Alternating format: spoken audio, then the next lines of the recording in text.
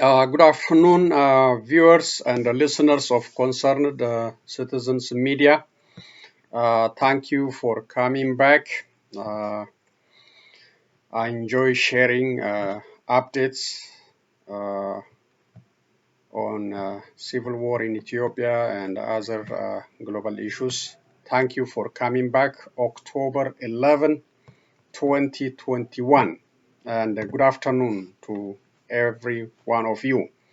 So, the war uh, still tense, still heavy, is not letting down, no sign of peace under Abiy Ahmed, no interest at all, despite European Union or European Union Council warning there should be a cessation of hostilities before the end of this month. There is no sign. There is no sign. The European Union, the United States, all are giving warning uh, about the ongoing conflict in Ethiopia, about the heavy bloodshed in that country. But no one is listening. And there is a time limit on European Union Parliament. They voted last time, and it will be maybe a few weeks left, but there is no sign. And I have one BBC report on that one. I will read for that one for you. And on the Oromo Liberation Army side, also the struggle for the fight for freedom intensified in Oromia, in eastern Wolaga region, and now in western Oromia, in Mieson area. OLA is reporting conducting a military operation against the Prosperity Party security forces and killing and capturing some of these government's forces and getting some victory over there. So it's expanding. Is a very intensified in eastern Oromia, southern Oromia, and also in other parts of Oromia, including the central part of Oromia region. So nothing is slowing down. The movement is continue. The movement for freedom continue in Oromia by OLA and their supporters. So thank you for coming back. Let's read some of the news, and I will have some videos at the end. Thank you again. Let's start. So this is BBC World Report on the ongoing conflict in the Tigray. Ethiopia Tigray crisis. Army launch offensive on all fronts. The Ethiopian army has launched coordinated attacks on all fronts against forces from the northern Tigray region, the rebels says. They said the government was using artillery, tanks, jets, and drones in an attempt to re-invade the region. A senior rebel source said Tigray forces were holding their ground. The Ethiopian government has not confirmed any fighting, and a communications blackout makes independent verification impossible. A senior member of the Tigray People's Liberation Front, TPLF, Getachew Rada, said the government offensive launched last week was now in full swing. Asked if a ground offensive had been launched, Ethiopia Prime Minister Abiy Ahmed's spokeswoman, Bilene Siyum, said the government had a responsibility to protect its citizens across the country from acts of terrorism, but didn't give any further details. The 11th-month conflict has caused a humanitarian crisis, with the United Nations warning that about 400,000 people were living in famine-like conditions in Tigray in July. Another 2 million people have been forced to flee their homes. The Ethiopian army took control of most of the Tigray in November 2020 after TPLF forces seized a military base. In June 2021, the rebels recaptured Tigray in a surprise attack and then moved into parts of neighboring regions like Amhara. Mr. Getachew said the current offensive was taking place in towns in Amhara region and also involved Amhara regional forces fighting alongside the army. The Tigray forces statement says hundreds of thousands of regular and irregular fighters have been fielded in the current assault. The TPLF, which used to dominate Ethiopia's government, fell out with Mr. Abiy over a series of reforms he introduced since he became prime minister in 2018. The government has since designated the TPLF group a terrorist organization, a label which it rejects, saying it is the legitimate government of Tigray. So credits BBC. So the war is tense, and Abiy determined to win the conflict by force. So he purchased drones, tanks, artilleries from not officially described described countries. He was going around, as you know, from different media sources. He was in Turkey. He was in some African countries. He was going around to purchase these heavy weapons so he can win this war and stay in power forever, like Isaias Afwerki. He will be successful. It remains to be seen. But so far, the bombardment is in Amhara region, and some attempt also in Mekelle. So we are watching it, but he is not listening to the warning, as I said, the warning from European Union, the warning from United Nations. He is not listening to anybody. He is not slowing down. He is not slowing down. He is determined to continue the war crime in that country. Okay, this one is, Ethiopian Airlines, claiming is rejecting CNN investigative report about carrying weapons on civilian airlines. So this is about that, defending itself. Ethiopian Airlines react to allegation by CNN. A day after the CNN published stories alleging that Ethiopian Airlines transported weapons to the Eritrean ports of Mesowa from Addis Ababa in November 2020, Ethiopian Airlines reacted.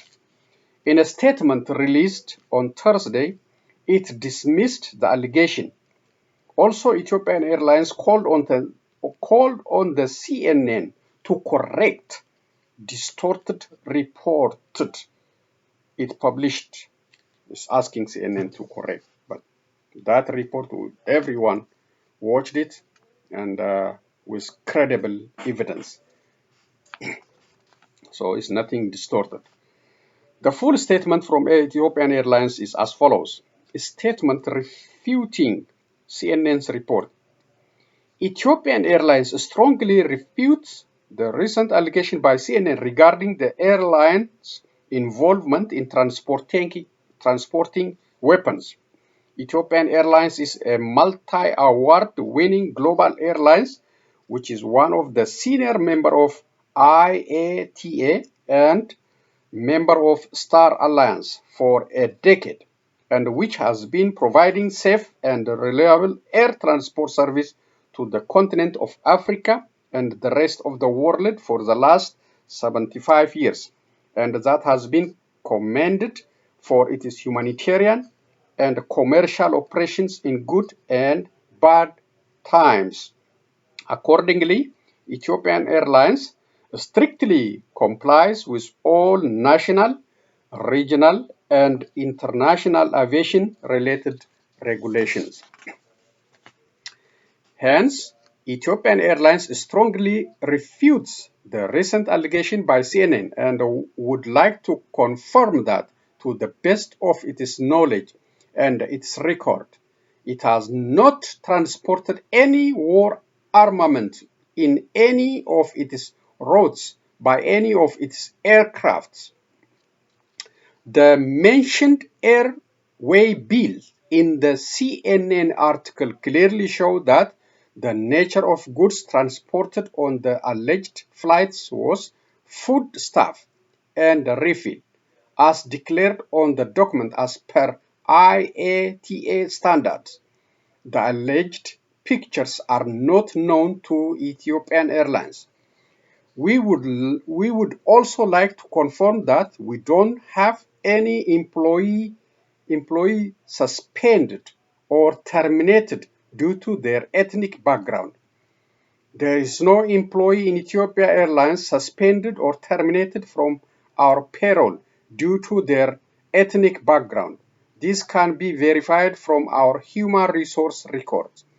On top of the four-fold growth registered in all parameters in the last decade, which repositioned our airline as the leading airline in the continent of Africa, Ethiopian Airlines demonstrated unique and top-of-the-line level of creativity, agility, resilience, and speed of decision-making in managing the devastating global pandemic crisis.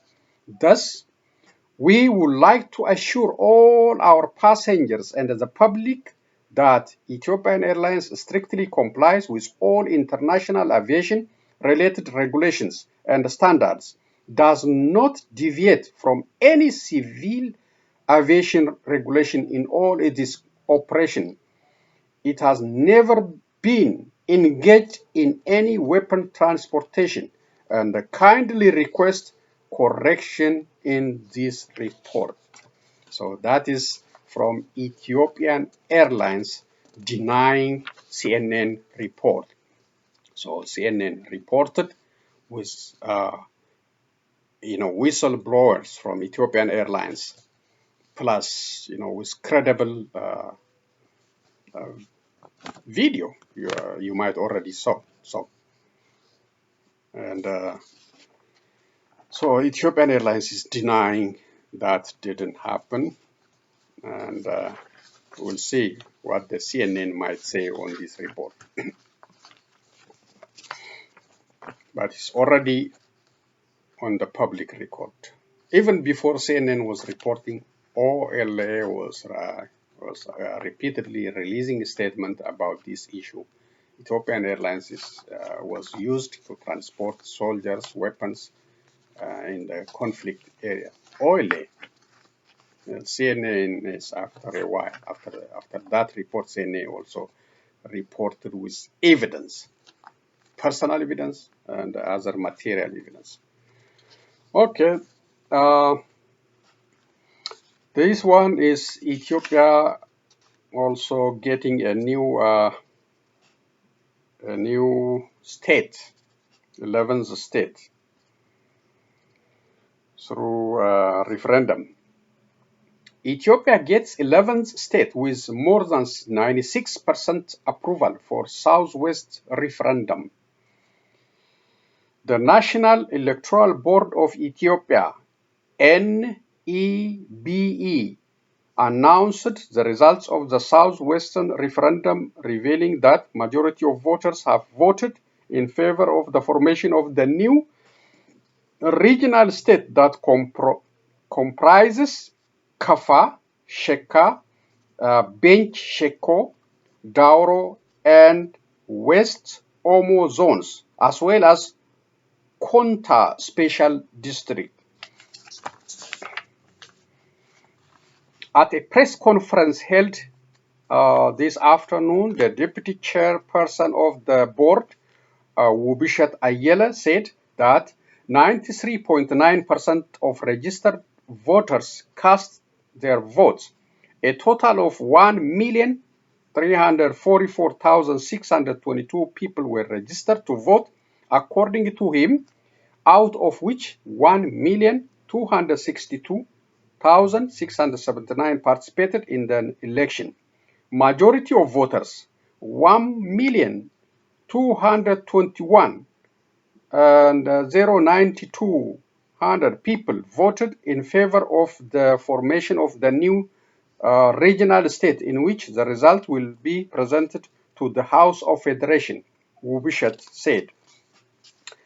The twice postponed Southwest referendum finally took place on September 30, 2021, where the councils of Kafa, Sheka, Bench, Sheko, Dauro, and the West Omo zones, as well as Konta Special District, decided to form the Southwest Regional State separate from the Southern Nationalities and the People's Regional State. SNNPR, where they are currently being administered. In June, the NEBE decided to postpone the referendum as well as the sixth national election after discovering a defect in ballot papers and due to security problems as well. On June 4, 2 weeks before the referendum was set to take place, 6 security forces were killed and dozens of civilians were displaced from Gurafarda Warada of Bench Sheko zone, one of the zones where the referendum was held. The postponement was not welcomed by the Southwest Regional State Referendum Organizing Committee, where the executive members of the Referendum Organizing Committee held an emergency meeting in Addis Ababa and concluded that the board's decision did not take into account the situation on the ground. The House of Federation unanimously approved 5 zonal administrations and 1 special district in the SNNPR to create a separate regional state in October last year. The new regional state will be the 11th regional state to join the federation. Credit at this standard. So we have now 11 states in Ethiopia, and it might not be going well with some ethnic groups in Ethiopia who want to keep or who want to bring the old Ethiopia in that country. So 11 different regional states. That will be the challenge for Abiy Ahmed and also for some group who are, extending this war to create one or old Kafla Hagar. I don't know. There are some group who are interested to bring the old system, and they are waging bloodshed for that reason. Okay, 2 Sudanese fishermen abducted by Ethiopia militiamen. Ethiopia militiamen on Saturday kidnapped 2 fishermen in the Basanda area of Gedaref state in eastern Sudan. Official source told Sudan Tribune on Sunday that the Ethiopian militia went 10 kilometers deep inside the Sudanese territory before abducting 2 fishermen on their way to Atbara River, riding a motorcycle. The residents of the area reported the kidnapping of the police and opened, saying the militiamen took the 2 fishermen into Ethiopia and demanding a ransom in exchange for their release. The Sudanese armed forces launched a search operation in the area, but they only found the motorcycle that they handed over to the police. The Ethiopian Shifta gang are active on the border strip between the two countries, particularly after the redeployment of the Sudanese troops along the border area. There is no cooperation between the government in Khartoum and Addis Ababa over the criminal activities of the Amara gangs. Also, relations between the two neighboring countries are strained over the Al-Fashqa area that the government of Abiy Ahmed claimed as an Ethiopian territory. Credit Sudan Tribune. Okay, the last part of today's reading. Ethiopia accepts South Sudan's mediation with TPLF. But I don't know. This is the Sudan Tribune claims, but there is no sign of accepting any peace or mediation. There is no sign. The war is heavy. The war is bloody. The Ethiopian Prime Minister has accepted the proposal of the East African Bloc, IGAD, that South Sudanese President Salva Kiir mediate process to settle the nearly one-year armed conflict with the Tigrayan People Liberation Front, TPLF. President's spokesman, Attorney said Friday the Ethiopian leader Abiy Ahmed has officially accepted the proposal of the regional bloc, which identified Kiir as a suitable person in the region to mediate the ongoing conflict in Ethiopia. The Ethiopian Prime Minister has now accepted the proposal by the IGAD, which asked President Salva Kiir Mardit to mediate the talk between the government of Ethiopia and brothers from Tigray, said Ateni.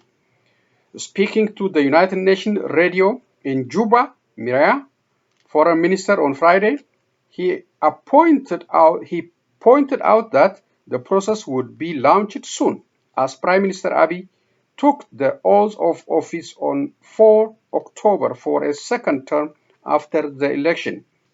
President Salva Kiir was officially informed of the acceptance to mediate the talks by the Prime Minister himself when he attended the inauguration ceremony last week, said the attorney without indicating when the talk would begin.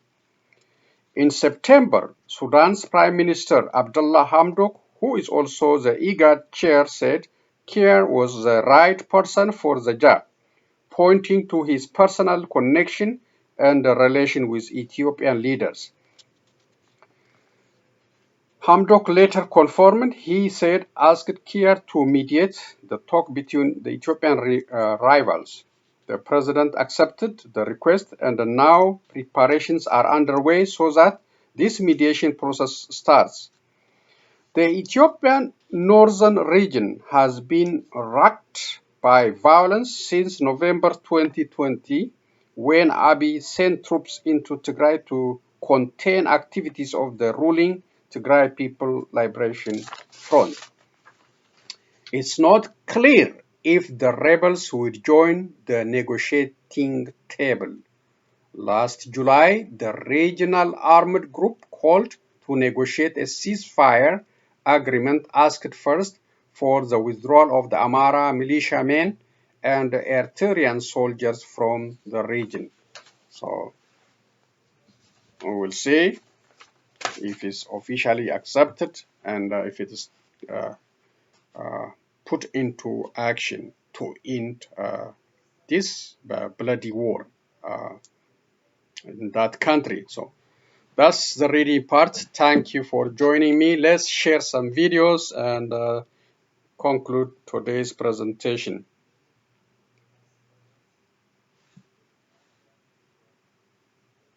So the first one is about discovering malaria vaccine in Africa, and it might be, shocking video for some people, make you uncomfortable, especially for some people. So I just warn you that there is a, injection activity, taking the vaccine. So please, uh, don't watch it with kids. Let's start. Okay.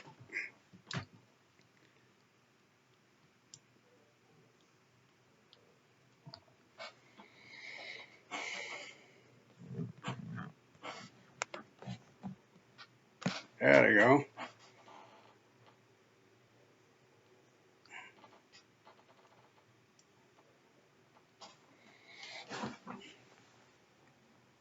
A century for humankind to develop this, the world's first malaria vaccine. The World Health Organization has given it the go-ahead. What began as a trial here in Western Kenya is set to become an official rollout across the continent. It's given to children under 2 years, and parents like Phoebe Watende are pleased. In our family, we have had a lot of malaria-related problems. Some members have turned mad, and others, we've lost them, especially in our home. We have had a lot of malaria problems. Even after one has been treated, they still fall ill of malaria after a few months. Malaria kills about 500,000 people a year. Almost all of them are in Africa. Most of them are children. Progress in fighting the disease had stalled in the poorest communities in recent years. The WHO says the vaccine can change that. Its development was started by the US military and taken over by British drug maker GlaxoSmithKline. But the trials show it's only effective in preventing about a third of cases. Dr. Bernard Zagutu, who worked on the research project, says that's enough to make a big difference. A number of the vaccines that we have used for long didn't have a very high efficacy, but had a lot of public health impact. And that's what is going to happen with this vaccine, even what we are seeing as a modest efficacy of 30%. But the impact in terms of lives and clinical malaria cases averted runs into millions. It's mosquitoes that carry malaria. After biting one infected person, they carry the parasite to another. Here at the Kenya Medical Research Institute, they've spent years studying every stage of the process. And the researchers working here say the approval of one vaccine opens the doors for more. These are mosquito eggs. Thousands of mosquitoes are being bred here every week. They're crucial for the research. The scientists are using the adult mosquitoes to try and develop a new kind of vaccine that would completely stop the mosquitoes from being able to transmit malaria. Scientists say preventing mosquito bites with bed nets and insecticides has been effective, but only up to a point. The vaccines are affordable and can be integrated into existing inoculation programs. Bringing down the malaria deaths in Africa will now depend on finding funding for the tens of millions of doses required every year. Malcolm Webb, Al Jazeera, Nairobi, Kenya. I still think I can sell the card myself. This is going to take all day. We start in Lebanon, where there's been another cruel twist in the country's energy crisis, which saw nationwide power blackouts over the weekend. A fire erupted at an oil storage facility in the south of the country. It had only just received an emergency delivery of fuel on Sunday night to help it try and restart operations. The authorities do say it has now been contained, but we can show you. Look at the fire here, raging a little bit earlier at its high point. There were lots of firefighters there trying to put it out before it spread to other tankers. It's called the Zarini facility. It's south of Beirut. It had been forced to shut down on Saturday because it had run out of fuel, and that led to a 24-hour shutdown of the entire country's energy supply. Here's the latest from our Beirut correspondent, Corinne Torbay. Well, some people in Beirut here call it the energy curse in the country. We have been going from one crisis to another.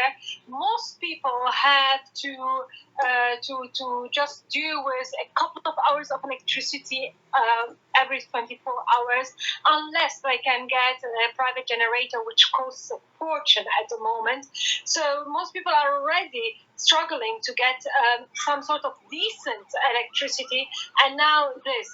Every day in Lebanon we have a new catastrophe, new disaster that is related to either news about a power shortage or about problems in the grid or any kind of other problems, like today, this fire. The authorities say that the reason of the fire is technical, but as you said, it comes on top of a very long list of problems that have hit this country, and specifically the electricity sector and all sorts of power sector, fuel, electricity.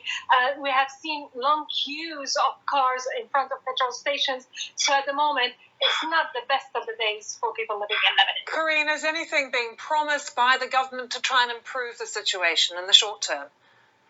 There are plenty of plans that at the moment are being discussed. Some of them involve importing electricity from Jordan or gas from Egypt. But all of these projects are like humongous projects that need a lot of infrastructure, that need a lot of talks. At the moment, they say there are promising grounds that these can materialize sometime soon, but people are really, really hopeless. In the face of increasing pressure from China, this is the last one. Incursions by Chinese warplanes, this was Taiwan's response. A National Day celebration intended to show to its mighty neighbour and the world that it continues to be a vibrant democracy, determined to maintain its freedoms with sophisticated military hardware of its own, including new types of missiles being put on show for the first time. Taiwan's President Tsai Ing-wen was typically resistant to China's renewed pledge that reunification will happen. The relationship between Taiwan and China will be achieved by negotiation. We will keep negotiating and will show the world that we are committed to self-defense. No one can force us to go to the pathway that is designed by China, because that road will not lead to solidarity and freedom for the people of Taiwan. Tsai also said Hong Kong, where tough restrictions have been introduced to quell months of street protests and riots, should serve as a warning. Many people in Taiwan have looked on with alarm at the way Hong Kong's national security law has been implemented, quickly eroding many of the freedoms and rights the city had enjoyed, fearing their island would suffer a similar fate if it was reunited with China. We are faced with a complex and severe challenge. Beijing authorities have shown what they have done to Hong Kong and suppressed Hong Kong. China's President Xi Jinping has made reunification his mission to achieve what none of his predecessors have done. His latest call promises reunification can come peacefully, but threats in the past to use the People's Liberation Army, or PLA, to achieve it by force have rallied support for Tsai Ing-wen's defiance. She's very successfully used the threat of mainland China, the threat of Xi Jinping and the PLA, to wake people in Taiwan up to the threat that they are facing and to mobilize the population around a Taiwan consensus that Taiwan's democracy is worth uniting for, it is worth struggling to protect. It seems the more China pushes, the more pushback it gets from an island determined to follow its own path. Rob McBride, Al Jazeera, Hong Kong. Okay, so that's another challenge. The United States must deal with it. China, they want to reunify Taiwan into China by force, and Taiwan, they want to keep, friendly relationship with China, but they don't want to unite with China and become, a country under a very undemocratic regime. And the United States, as a supporter, the main supporter of Taiwan, so we have to also keep in mind what is happening in that region. It's a very serious situation for the United States, because the United States supports independent of Taiwan. They don't want that Taiwan taken by Chinese dictators. Really, there is no democracy in China. So Taiwan is enjoying relatively calm, peaceful election process and other democratic, the other freedoms. So that's a challenge, and we have to watch it seriously. It might involve the United States if China, continue to use force to retake by, the Taiwan. So that's a challenge, and also when it comes to the United Nations, we are not getting China's vote, China's endorsement to settle the problem we have in Ethiopia. Why? There is one reason. The other reason is China's involvement in investment and other things in Africa, especially in Ethiopia. So because of this reason, we will not get any resolution from the United Nations because of the opposition of China and Russia, unless something we get from European Union or the United States. The war will continue. Abiy and Isaias Afwerki will get their way. They don't listen to anybody. They know what is happening in the United Nations. They know. That's why they are, emboldened and determined to carry out the bloodshed instead of settling this very, very miserable war in that country, and instead of ending the famine, the hunger, and the displacement of millions of people in that country, they want to continue the war. They don't care about the warning. They don't care about time limit warning or threats from European Union or United States. They don't care. They are waiting for something serious. Then they will start listening. So that's the situation. And the other thing is malaria vaccine. The discovery of the vaccine in Africa, that's the best thing, and is good for the next generation. We never have any vaccine for malaria, and it was one of the main killer of disease in Africa. So the discovery of this vaccine is very encouraging, and thanks to the scientists who came up with a solution. So that's all I have for today. Thank you again for spending some time with me. Please comment, share, like my videos so we can share the global issues and the concerns about Ethiopia, about the bloodshed in that country. Thank you again. Be safe. I will be back with other news and other updates. So long, everyone.